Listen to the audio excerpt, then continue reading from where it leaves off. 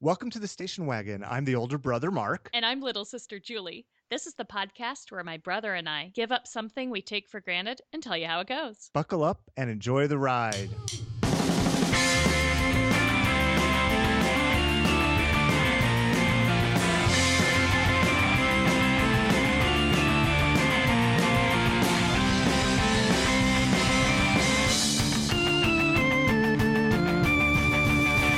So, what are we talking about today?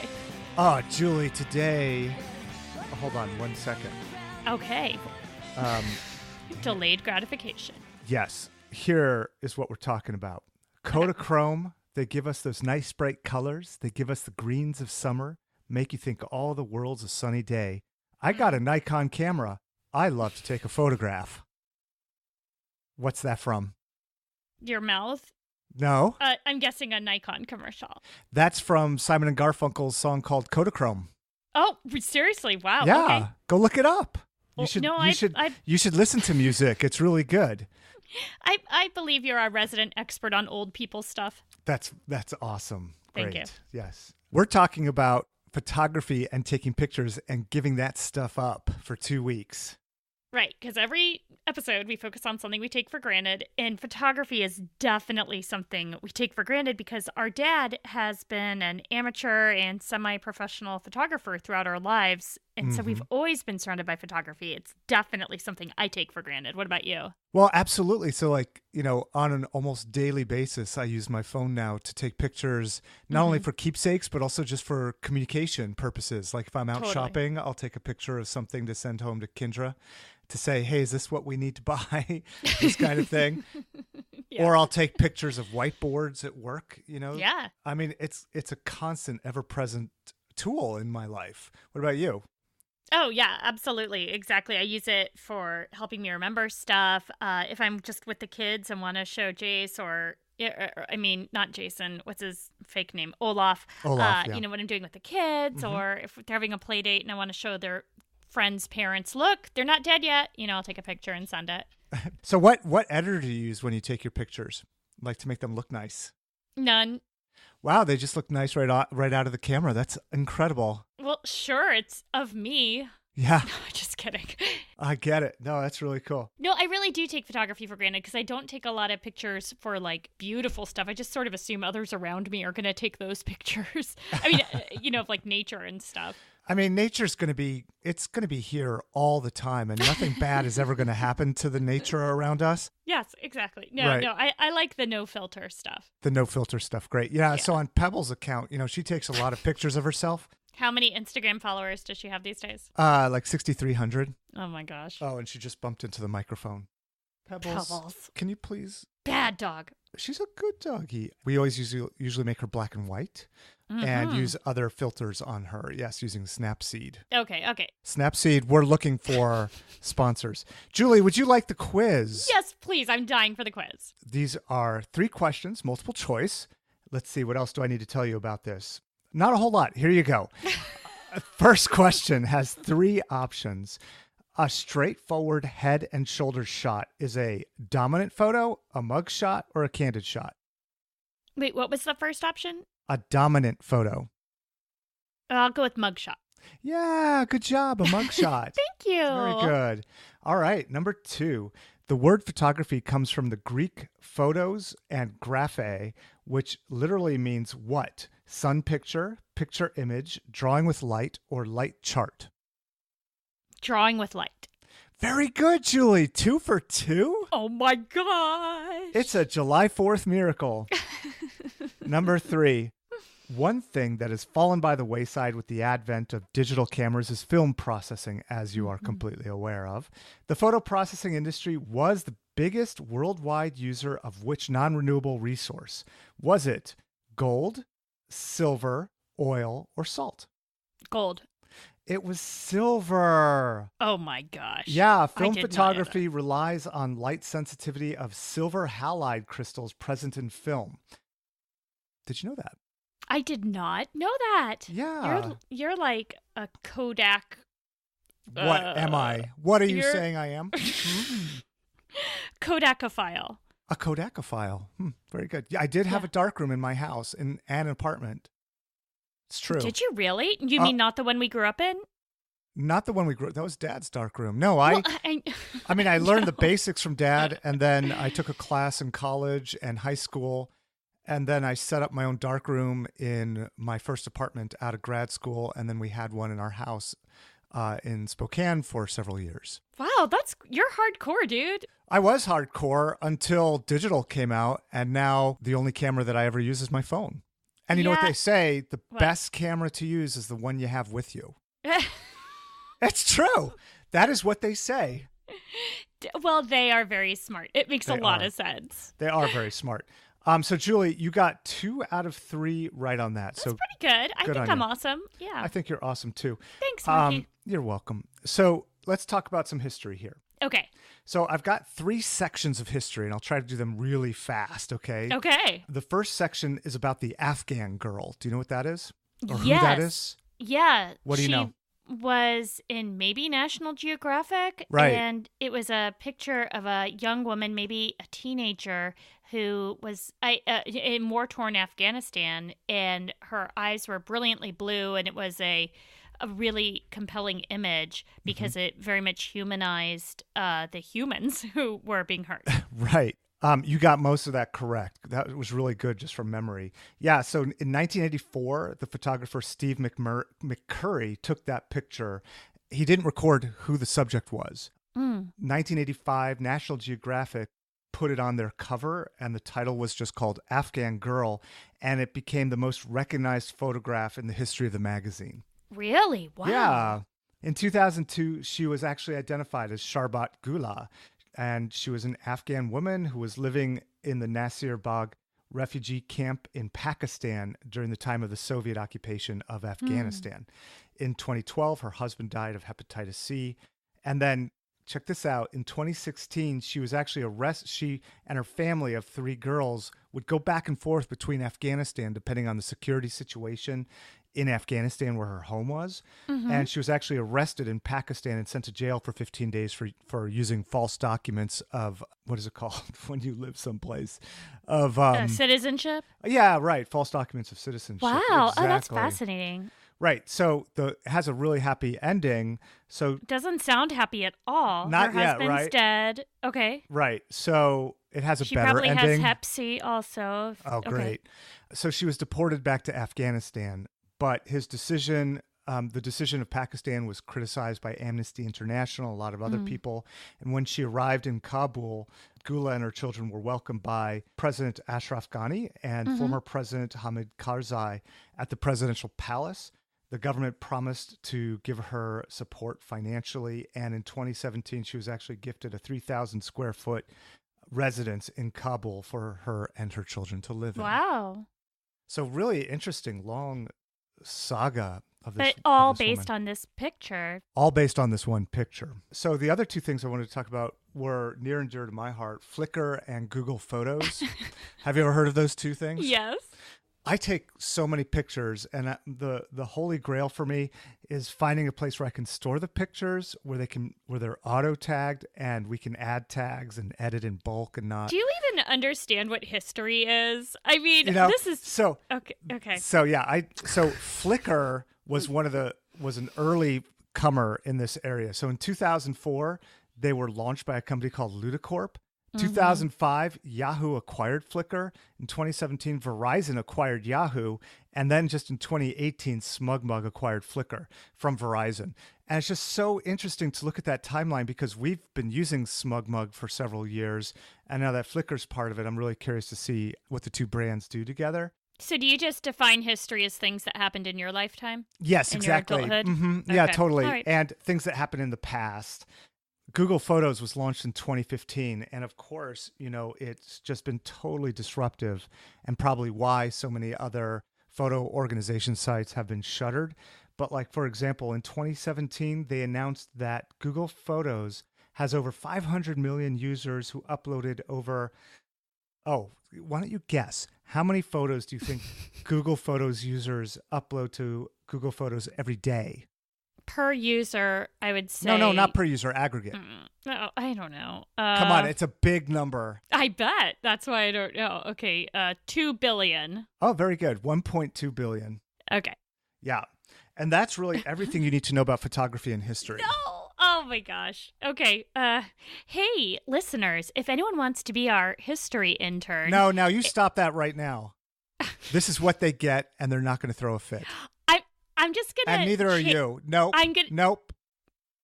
On a different topic, Mm-hmm. I'm gonna change the title of our show to a science podcast with like a smidge of history instead of calling it a history and you're science not. podcast. No, you're not. Okay, No. well, thank you for that. We'll take that offline. Review. You're welcome. Oh my gosh. Okay, well, thank you for that thorough review of Now the let's hear history the of boring photography. science stuff. It sounds like the reasons you take photos were to help you communicate. What are the other reasons you take pictures on a daily basis? To help me remember the things that are happening in life. Okay, so as a memory aid. I mean, that makes it sound like I'm using flashcards. No, Mm-hmm. I mean, that's not quite it. Yes, they do help jog my memory about things, but I'm not using them to jog my memory. I'm using them to relive the emotional substance of whatever moment in time they were taken. When you take a picture, are Mm-hmm. you assuming you're going to be the ultimate user of that picture or others or both? Usually it's me and Kendra as the Mm-hmm. ultimate users of the picture. And of course, our girls during their bat mitzvah slideshows. Yeah, totally, right? Because Right. you want to be able to show them, look at what great parents we were. Oh, absolutely. And I've enjoyed, absolutely right. And I've enjoyed so much of when I've gotten older, and luckily Dad has taken a lot of pictures relative to other people of that generation. Mm-hmm. Just seeing ourselves when we were little, Yeah, it's just been really, really amazing. And granted, I've gone over the top with the number of pictures that I take and have taken of our kids, but to see that kind of document trail of how they've grown up and how Kendra and I have grown together, et cetera, is just, I think it's just super neat and awesome. So I'm going to come back to that thing that you said about how you've kind of gone overboard of taking pictures. Okay, so what I'm going to do is talk about the science of the good and the bad of taking pictures. So there's tons of really nice research out there showing how photography has been used to help people across time. So the big thing is, of course, memory enhancement. We've talked before about, I think it might have been our last episode or the one before, where things go into your long-term memory relatively easily. The hard thing is getting them out of your long-term memory, right? And so if you've got a picture of something, obviously it's going to be much easier to remember that event. Pictures are great for that, but they're especially useful just in the behavioral health literature for support groups and storytelling and self-expression. There are tons of examples in the literature of different kinds of patient groups and needs where people are using photography to help them. For a while, it was a really big deal in inner cities to give kids disposable cameras and have them go out and take pictures of their life and then bring those back to help others get a good sense of, what are these children going through, et cetera. Just those kinds of ethnography research using photography is really fantastic because you get to see the world from someone else's point of view. So photography is wonderful for that. Also, taking pictures encourages patients to go outside, so it's often used in nursing home settings and other settings where patients might not be quite ambulatory or not very interested in leaving inside. And you might remember back to our episode on going outside, how just being outside is very beneficial. Mm-hmm. So photography can do a lot of really great things. How often do you go back through Facebook and look at your pictures there? I only go back when Facebook sends me a proactive reminder that there's something from a previous period to look at. I don't just scan through them. So one of the criticisms you hear a lot, just what about kind you? of, all the time. And it's because of this research I'm about to tell you. Okay. So one of the criticisms people make is that everyone on social media is always just using photography in their posts to make themselves look good and to portray this image of like happy and successful. Mm-hmm. And I definitely fall into that camp. I mean, a huge reason I use photography, I will fully admit, is just to make me look good on social media.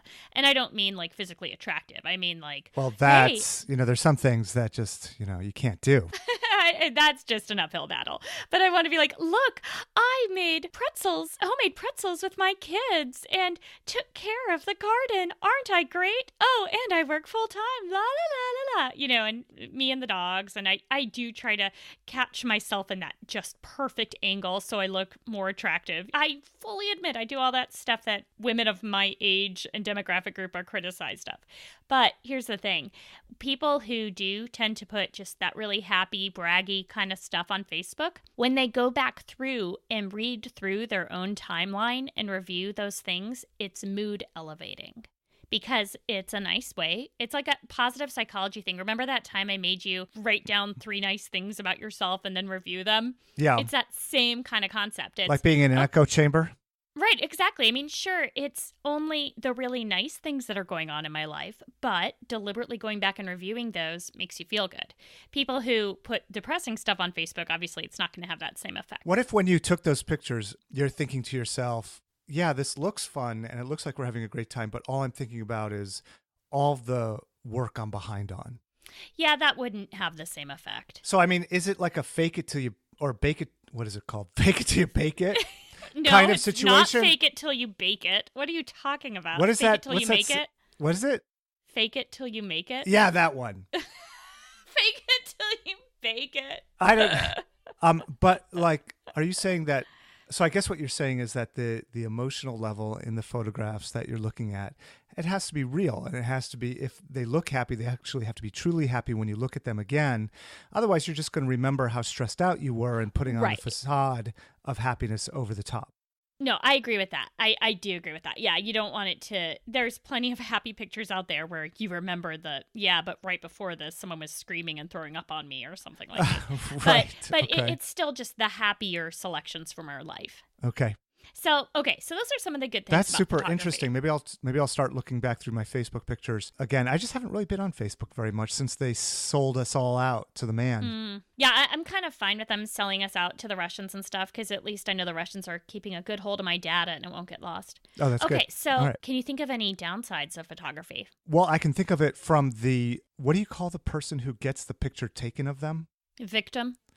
Right. And I think that was an interesting choice of words, right? To the person the model or the subject of the photograph, I guess is what you would say, the subject. Yeah, from their point of view, if they've got a camera constantly in their face, they're going to be annoyed, frustrated, angry, potentially. Self-conscious if they're not asked for their permission first. Yeah. And even if they are asked for their permission first, some people don't take no for an answer. For some people, it's hard to say no to a dominant figure. And that's also very, very true. From the subject's point of view, yeah, it can be grueling. And I'm not even talking about famous people. I'm just talking about people in your own family. Yeah. So I've been trying, as my kids have gotten older and actually have formed an opinion about such things, asking their permissions before I take pictures of them. I think that's very respectful. It's hard. Well, I consider myself a highly respectful person. So, recently my kids have been engaging in these huge sagas of lightsaber battles at a local I know. park. They're getting into LARPing. Yeah, it really is like that. I mean, we pick up lightsabers at Goodwill and all over the place and then bring them with us to this park. And then my kids are like, who wants to play lightsabers? And, a dozen kids. And it's amazing. But, I haven't taken any pictures of this because it's other people's kids. And So are you just making an assumption that other people wouldn't want you to take pictures of their kids? Well, also... Or have you actually asked them? And they said no. I haven't asked them. No. I just don't want to make the effort of having to go around and talk to all these kids' parents and ask, and because it's a dozen different kids. So just from a legal issue, what's the legality of just taking pictures of people in public space? I think it's fine. Yeah. But it doesn't necessarily make it right. Okay, fair. Yeah. Anyway, okay. So I agree with that. That wasn't even one of the areas I was thinking of, but you're absolutely right. And I will say, as someone who, especially, in those awkward ages, I was really self-conscious when I was younger. And I did not like having my picture taken. And every time a camera was pointed near me, if I was engaging in just a normal conversation, but I knew that camera was on me, I kind of had to smile my prettier smile and suck in my gut and do that stuff that, I just wanted to be living. I didn't want to be thinking people are taking pictures of me right now. No, I think that's really awesome. And I think you're going probably over the top, reactionary, being too respectful of people's space, but I think I'm doing it exactly right. So You're better than me. I know. No, it's cool. And for It's cool. example, It you is know, cool. at the dog park, I go to the Yeah. dog park like once a week here in Snoqualmie. Do you ask those dogs' parents' permission? I actually do, especially because I know I'm going to be taking pictures of Pebbles to post on her Instagram account, which has like 6,300 followers. And I just want to make That's what I sure hear. that it's okay that their dogs are out there too. And I know that's kind of dumb because Yeah. no one's going to track. Yeah, Nope. that's kind of dumb. Mm-hmm. Oh, yeah. So I do that. I think it's very sweet. I have had instances before where I've taken pictures and people have said, "Hey, can you make that not public?" I Right. noticed that my kid's in your picture on Facebook. Yeah. And Yeah. that was a few years ago. And since then I've been much more careful. I haven't made that mistake again. Yeah, Okay. good. So photography can also be distancing. If you talk to photographers, some of them will say, well, the reason I like being behind the camera is because then I'm not in front of it, or then I don't have to talk to people as much. I can still be part interesting. of an event. You know, it gives me my role. One of my very close friends is a photographer, and that's why she started, because she's feels socially awkward. I wouldn't say she is, but that's her sense of things. And so now she's got her job to be. And she loves to be in weddings and doing different things, but she wants to be behind the camera, and that gives her her place and her position, and she doesn't have to worry about like what to say. She just does her photography thing. But it can be distancing in other ways too. If you're always have to be the person taking the picture, then you're not in the action, and you are thinking about the happenings as an event rather than just life. It's kind of the opposite of mindfulness, right? You're focusing more on the outcome of the picture rather than enjoying the moment. I guess it depends on what is important to you and what your priority is Right. for the mindfulness exercise. I mean, your friend who's the wedding photographer, she's hugely mindful of what she's doing. But me as a dad in the same experience, Yes. I don't want to be mindful, of course, about the photographs that I'm taking or that somebody else is taking. I just want to be mindful of the moment. Right. But it really, again, it depends on the outcome, right? Is the outcome, I want to remember this moment, or is the outcome, I want to make a photo book later of this, you know, or I want to make myself look good on social media, or I want to be bonding with my children. You know, what is the outcome and why are you taking the picture? Right. So I don't know. I just disagree with your statement that Yeah. that photography is not about mindfulness, because I think it's about the outcome. I completely agree with you there. I'll And say with this. all those outcomes, you're mindful, just on different priorities. Okay, so how about this? If your purpose is to be in a moment and enjoying a moment, then I think it can be a detriment to mindfulness. Okay, agreed. Okay, excellent. Let's move on. All right. I do think it's especially difficult now that we do have digital cameras and cameras on our phone, because there's the impulse to review the image right away rather Oh, than to take the picture and then review it at a later date or Right. weeks later, like when we were kids, right? Right. Because then you, especially if it's on your phone, now you are no longer interacting with your children or nature or the groceries. Now you're looking at your phone. And we all know how addictive that is, right? Please see previous episodes. Like on my phone, I can make it set so it doesn't review automatically the pictures. Yeah, or ditto. What do you have your phone set to? Yeah, same. I mean, it doesn't automatically review the pictures, but still, I think for some people, it's probably Oh, very yeah, no, difficult sure. not to review. Sure. Also, you know, this is a really minor point, but there's the difficulty of storage. And you had said before you go overboard taking pictures, Yeah. and I know you do because I've seen your accounts and you have so many pictures. Yeah. And this is a real problem, and it's a usability issue that a lot of the different camera makers and phone makers have been approaching in different ways of how do we help people go through all these photos. And I think that can be really overwhelming. And, you know, Mark, you're kind of like a photo hoarder. And when you hoard so many, it becomes almost impossible to do anything with them in a way that others can see them. Well, that's super. Well, that's super interesting. Keep going with your thought. I'm going to completely disagree with you. Go ahead. Sure. So once a year, I go through all my photos and all my Facebook quotes of the silly things the kids have said, and I put together a photo book for all the grandparents and for us. And I have that in mind when I'm taking pictures. You know, that's the outcome that I'm thinking of, aside from make myself look good on social media and remember the groceries I'm buying. It's, okay, this will end up in the photo book that gets sent to the grandparents at the end of the year. This is the thing that the kids are going to see to prove to them that they had a happy childhood. But it's difficult if I have 500 photos of July 4th, you know, that's going to make it so hard for me to make that photo book later. No, I get it. And I get in your lifestyle and the way that you like to work, Yep. you can, you want to boil it down to like the highlights. Exactly. For me, And I think maybe to a certain degree for Kendra, and I'll actually speak for her. Yeah, she completely agrees with me. It's all about the quantity, No the way. record. Really? Yeah, the documentary nature of having a lot of pictures on some event. Now, my workflow is I go through after an event is over and I delete the crappy pictures, of course. Oh, okay. Right. You don't And just then keep I don't them. consider myself a hoarder. I could see your perspective on that. I consider myself a curator because I actually spend a lot of time, or used to spend a lot of time, tagging every picture that comes through. Oh my gosh, that's a lot with of work. people's, well, this was before Google Photos came around and facial recognition and stuff, but tagging with events and people's names and that sort of thing. Because to your point, how do you deal with this?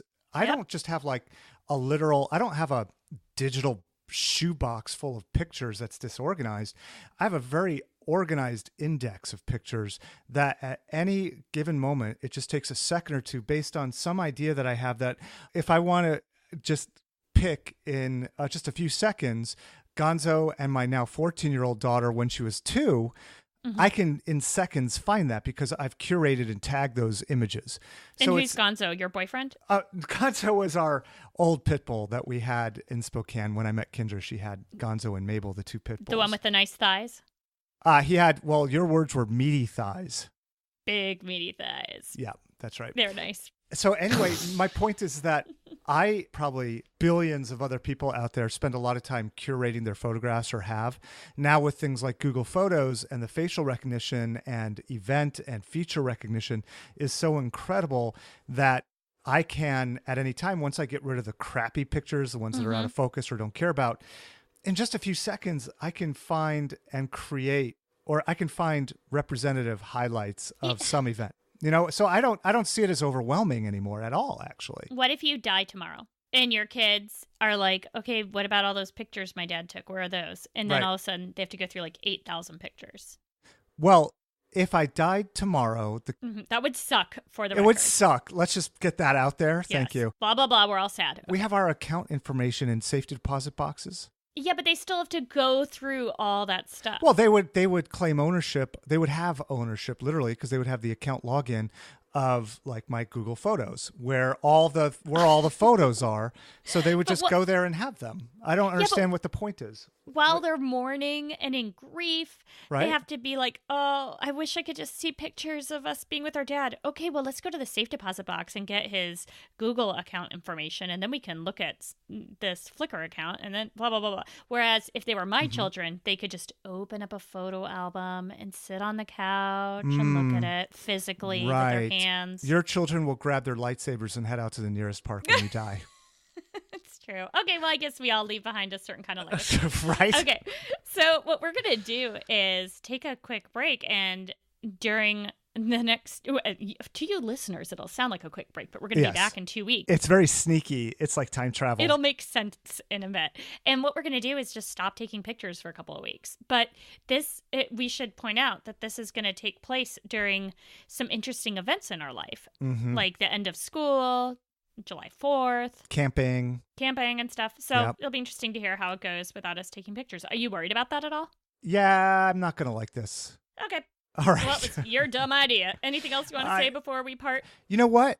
I want you to be a little more positive towards me in this podcast. I'm beginning to resent you. Are you? Is it because I said you might die tomorrow and your kids would be disappointed? Oh, no, that stuff's fine.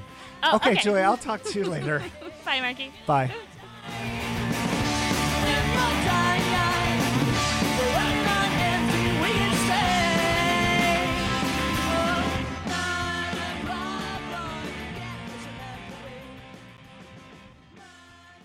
My name is Jess, I'm 36, and I'm a Planned Parenthood supporter and patient. When I was 17, I was sexually assaulted. I didn't have anyone to turn to, but Planned Parenthood was there for me. 20 years later, I'm still a Planned Parenthood patient because they're the best at what they do. Plus, I want my insurance dollars to go to an organization I care about. At Planned Parenthood, our patients are our supporters, and our supporters are our patients. Show your support by scheduling your next checkup at PlannedParenthood.org. Welcome back, Julie. You too. So are you back to taking pictures, or has this been such a life-changing, altering thing that you've decided to do this forever? No, and I've I am back to taking pictures. Okay. And I can't believe I went this long without doing it. It was the Really? worst. Was it really hard? It was really hard. Now, it wasn't like psychologically troubling or feeling like I was going through withdrawal, like Right. not listening to the Chocolate and news. coffee. Well, Oh, no, yeah. the news. That was a really The hard news, one that was for a hard me. one. Yeah. Yeah, it was really hard. What about you? It wasn't as hard as it was for you.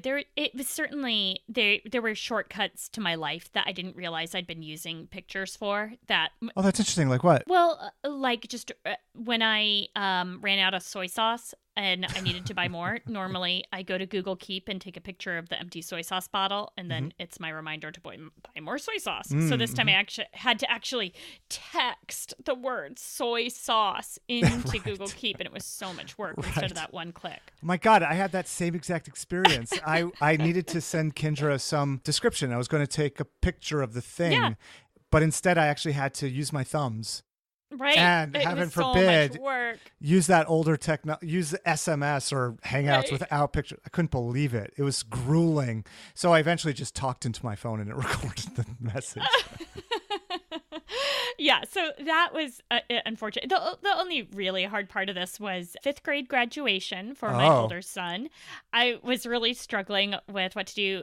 Olaf, my husband, was not able to come to the fifth grade graduation. He was like, be sure to take lots of pictures. And I was like, I'm doing this stupid podcast. Oh, I'm sorry, Mark.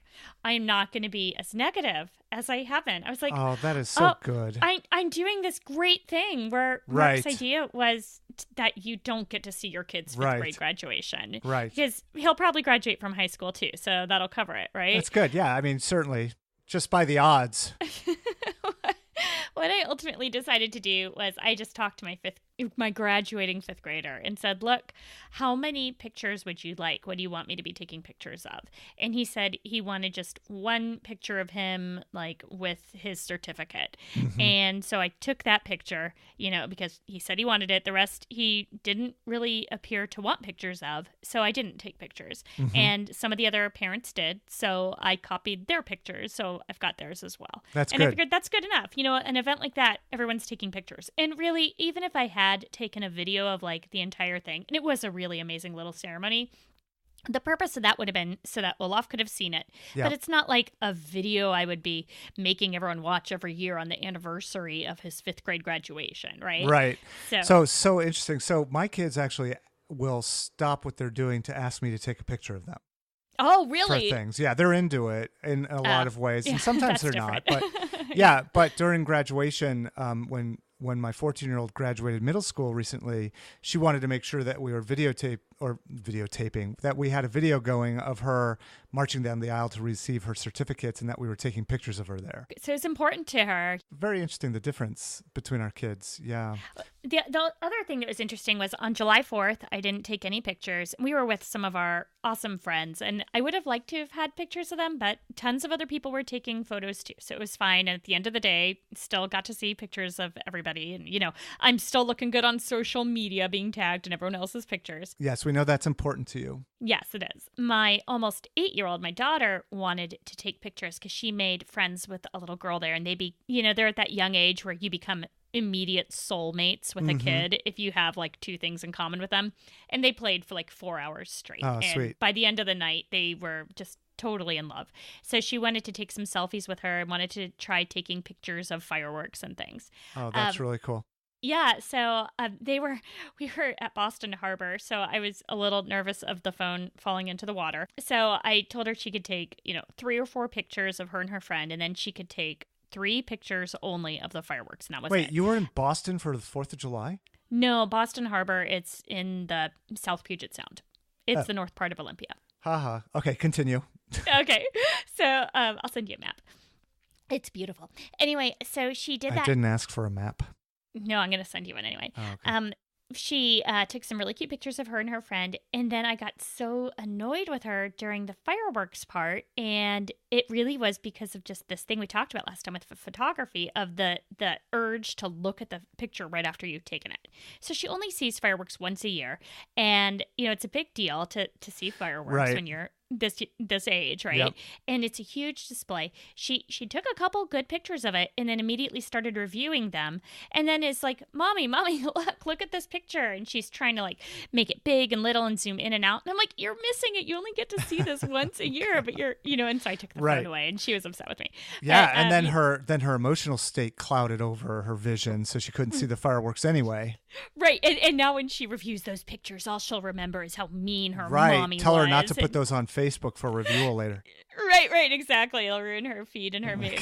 But it was interesting, just that whole thing of not being able to avoid the impulse and the opposite of being part of the moment. Yeah. But in other words, no huge life-changing experiences due to this one.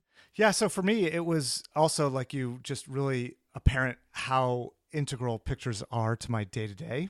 Yeah. When we go places, I'm always the first one with my camera out to take pictures, and Kendra will take pictures too, or videos too, but usually I take them first and more. Mm-hmm. And so we were camping, and I love taking pictures when we camp because the kids are in such an unusual state of being than they are normally. But what I had to do was ask her to take all the pictures. Hey, Kendra, look at what's going on over there. That looks really cool. Can you take a picture of that? Hey, Kendra, look at that over there. You cheated. That kind of thing. How is that cheating? Well, because you're still documenting on film. You're just. But I'm not doing it. You got to be more clear about the rules of these things, sister. All right. I'll allow it. But yeah, so that was pretty bogus because I'm sure Kendra was extremely annoyed, and I didn't get exactly what I wanted out of those scenes, probably. Her angle wasn't correct. Right. Well, wrong aperture. I actually take from a pretty good angle because I'm like a foot taller. So, right. So yeah, the angle is totally different. And plus I have all of, the Schechter DNA for taking pictures in the first place. Totally. By the way, I'm going to be stomping around because my foot fell asleep and I'm sitting on a stool. Hold on. But that keep is talking. weird. This is fascinating stuff here. Wow. So Julie's foot just fell asleep. I'm going to hurt. Just do it, Julie. Wow. Hey, do your feet fall asleep if you sit on the toilet too long? Yes, but I try not to sit on the toilet that long anymore. Yeah, but like, what if you were sitting on the toilet a long time looking at your dog's Instagram account for a long time? I mean, really, what are you supposed to do? How are you supposed to not sit on the toilet for a long time? That's my question. Pregnancy hemorrhoids have cured me of that habit. Oh, good one. Okay. So anyway, back to photographs. Yeah, so I didn't take any photos, no videos. Oh, you don't want to keep talking about you sitting on the toilet? No, I think that's an image everybody just now has burned in their head, and we don't need to continue. Yeah. Yes, we didn't even need a picture because we were mindful about. No, that's true. You painted us a word picture. That's true. A word picture. That's pretty awesome. No, it was horrible. Please don't do it again. Okay, well, yeah, and also during that time period, I didn't take any pictures of the dog for her Instagram page. Oh no, did her followers decrease?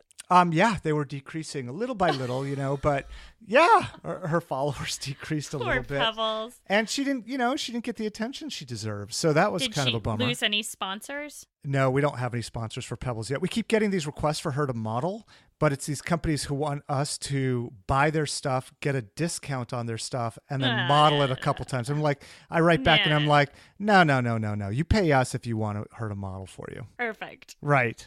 That's what I do, literally. So, Julie, I would not recommend this to anybody. That's what I was going to ask. I mean, even though it helps them appreciate and understand. Oh, actually, you know what? Let me just mention that. I did have those feelings for about 20 seconds on different events that I was involved with. I was like, wow, this is really cool that I'm sitting here not taking pictures and I'm actually part of the situation. I kind of did meta reflect on the situation. And then I'm like, damn it, I wish I had my camera so I could take a picture of this because this is really awesome what we're doing here. Because the way I take pictures is I take it and I put my phone away. I don't spend time reviewing in the moment and stuff, you know? So, yeah, I think for people who want to be reflective and think that's a really good way to live your life, then more power to you people. But I think it's possible to be reflective of your existence and snap pictures to document your existence because the life unexamined isn't worth living. That's what they say. That's what they say. And I think using photographs is a newfangled way to do that. I mean, otherwise you would have been sitting there, you would have whipped out your journal on the camping trip and been away from everybody and the moment by journaling. Oh, that's interesting. I know, right? Yeah. I mean, seriously, how do you think No, you're right. How do you think Benjamin Franklin did all that journaling? Do you think he waited till like nighttime arrived for him to journal? No, you're right. And all that letter writing, because they didn't want to sit by candlelight and do it. Hurt your eyes. My 14-year-old just came in with a note to me saying that Thomas Jefferson did all of his journaling by letter writing to people. I just said that. I know, I wasn't listening because my 14-year-old was right in front of me. She's smart. She is smart.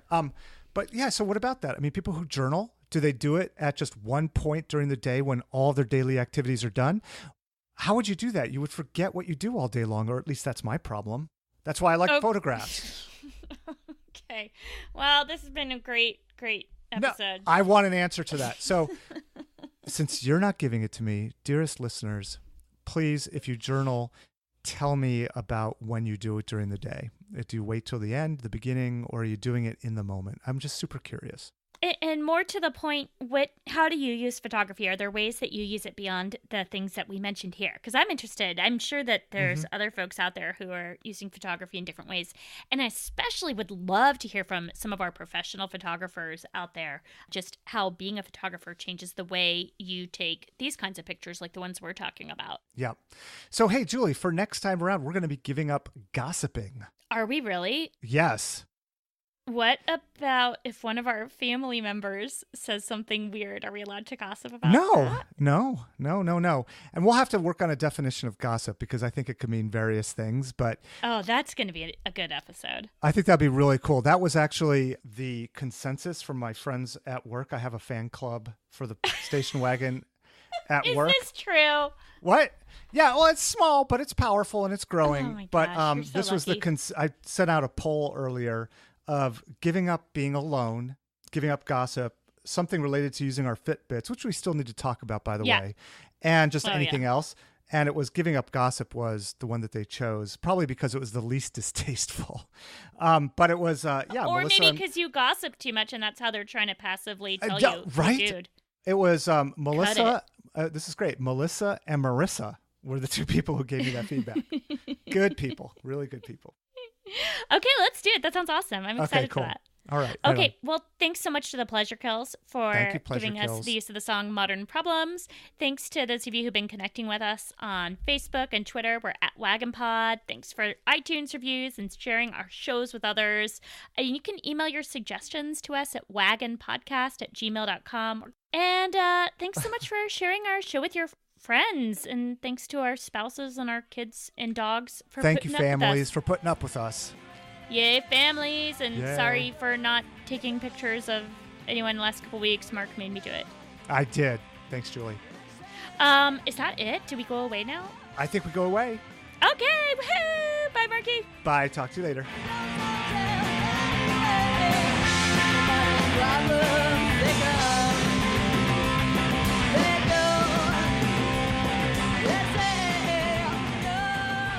You know, this is, I think it's like our 3-year anniversary of doing this show. What? No way. Really? That's amazing. I mean, not like today, but like in general. Well, how could in general be an anniversary and not today? I mean, we're approaching our anniversary season for the show.